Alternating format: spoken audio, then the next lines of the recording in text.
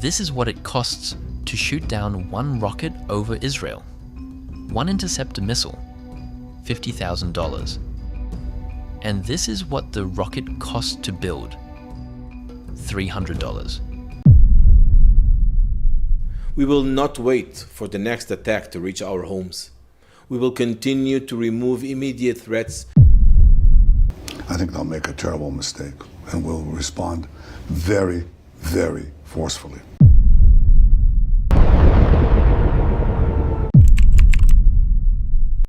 Run that exchange a few thousand times, and you don't have an air defense system. You have an accounting problem with a countdown attached. So Israel spent 15 years building the answer, a laser. No ammunition, no reloads, nothing to run out of, just electricity focused into a beam, holding on a target until it fails. Cost per shot, about $3.50. In December 2025, it was declared fully operational and rolled out into the field. The Israeli Prime Minister who first unveiled it had promised something remarkable years earlier, that the enemy could spend tens of thousands on a rocket, and Israel would spend $2 on the electricity to stop it. Then a war happened, and the laser barely fired. Not because it was broken, not because it failed, because of a number the announcements never mention, and a piece of physics that no amount of money can buy your way past. Understand what Iron Beam is replacing, and the trap becomes obvious. Iron Dome is a missile system. Radar spots a rocket. A computer predicts where it will land, and if that's a populated area, a Tamir interceptor flies out to meet it. Roughly $40,000 to $50,000 per interceptor, and batteries often fire 2 to be sure. So Iron Dome is relatively cheap to own and brutally expensive to use. Every engagement burns money that doesn't come back. Iron Beam inverts that completely. There are no interceptors. There is nothing to manufacture, ship, load, or replace. The magazine is the power grid, which is where the marketing and the engineering part company. Because the $3 figure is the electricity. It is not the weapon. Each laser director, the actual beamforming unit, each is estimated in the tens of millions of dollars. Rafael has declined to disclose the exact figure. And a battery isn't one device. It needs radar, fire control, cooling, and enough power generation to run a small industrial facility. So the honest description isn't a cheap weapon. It's a very expensive machine that produces very cheap shots, which is a fantastic trade, as long as you own enough of the machines. And that's exactly the problem. Here is the constraint that decides everything about laser weapons, and it has nothing to do with money. A laser does not destroy a target on contact. It heats one spot until the structure fails.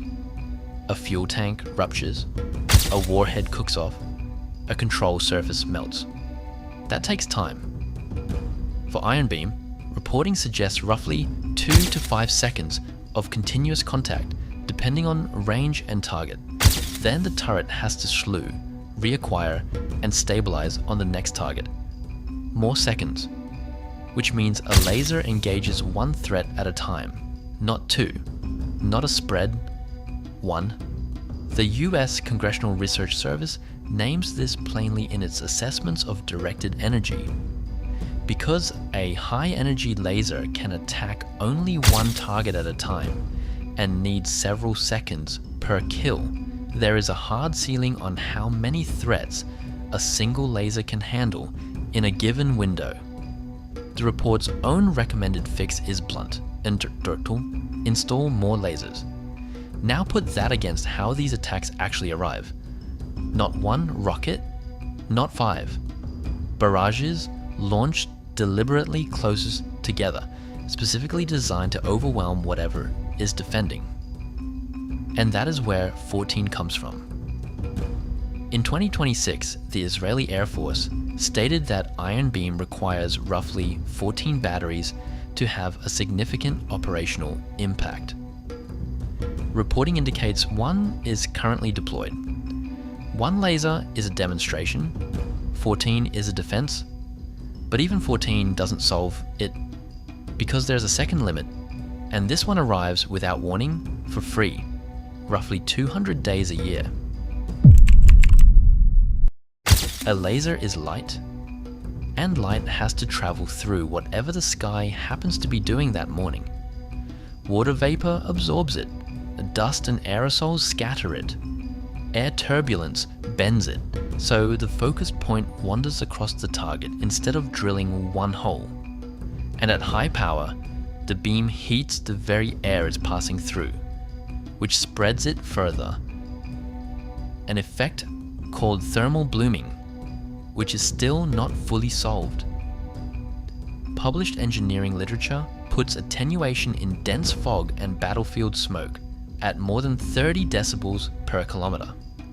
In practical terms, the beam that killed a drone yesterday may not reach it today. This isn't an Israeli problem or a Rafael problem. The US Government Accountability Office says the same thing about every directed energy weapon on Earth. Range is limited, and fog and storms degrade beam quality and reach. And the region this system defends has sea fog, desert dust, and humid coastal air. Ideal laser weather is clear and dry. Reality is frequently neither, which is why Iron Beam was never designed to replace Iron Dome. A missile doesn't care about fog. The laser is the cheap layer that works most of the time. The interceptor is the expensive layer that works all of the time. You need both.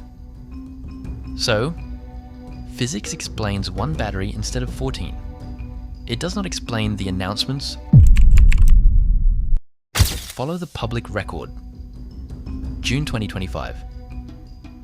Israel's Defense Ministry and Rafael announced that Light Beam, a smaller relative of the system, is operational, and disclosed that Israeli laser systems downed around 40 drones in October 2024.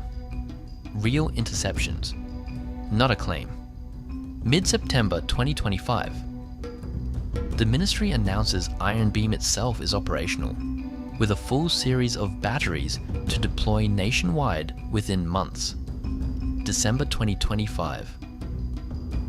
Full deployment is declared, with considerable fanfare. March 2026. The Israel Defense Forces acknowledged the laser was not being used regularly during the conflict with Iran. And in May 2026, the Israeli Air Force gives the reason. 14 batteries are needed for significant impact, and there aren't 14. Reporting at the time noted that the discrepancy went unexplained. The gap between the readiness announcements and the admission that the system was not mature enough to be fully used. And this is worth sitting with because it isn't unique to Israel. In defense procurement everywhere, operational means the system has been accepted and can be used.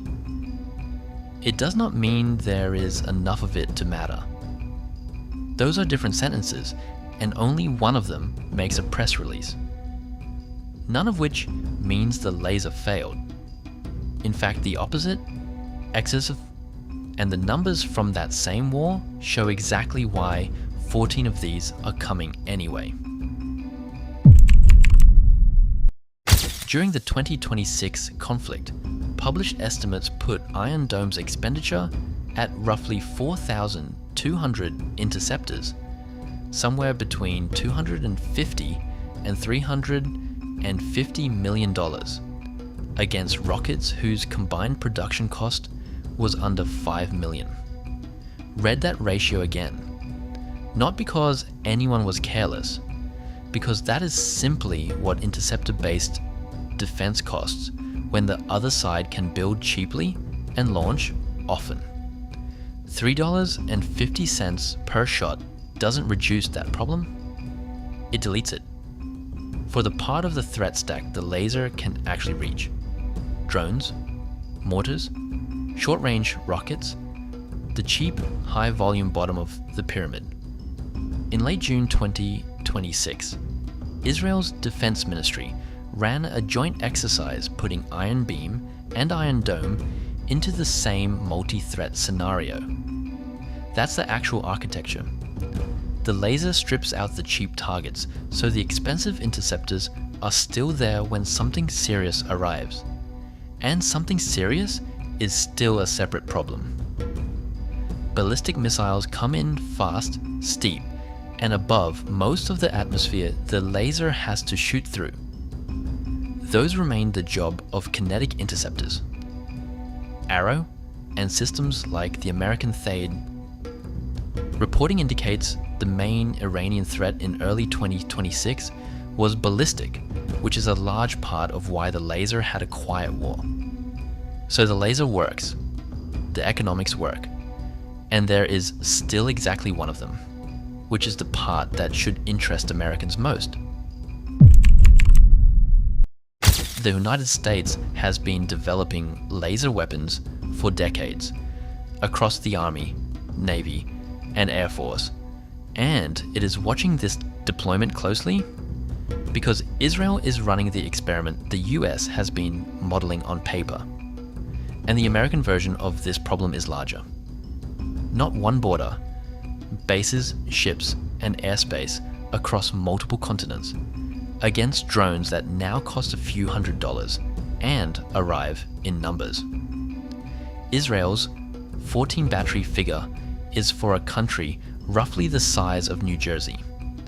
Scale that arithmetic to a continent, and you find the same wall every laser program eventually hits.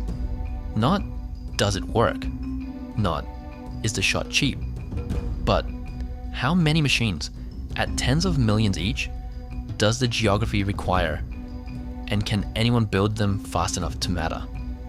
The lesson Iron Beam is teaching, in public, in real time, is not that lasers are a gimmick. They aren't. It's that cheap per shot and cheap are two entirely different words, and only one of them shows up in the headline. Genuinely, one of the most significant developments in air defense in 50 years.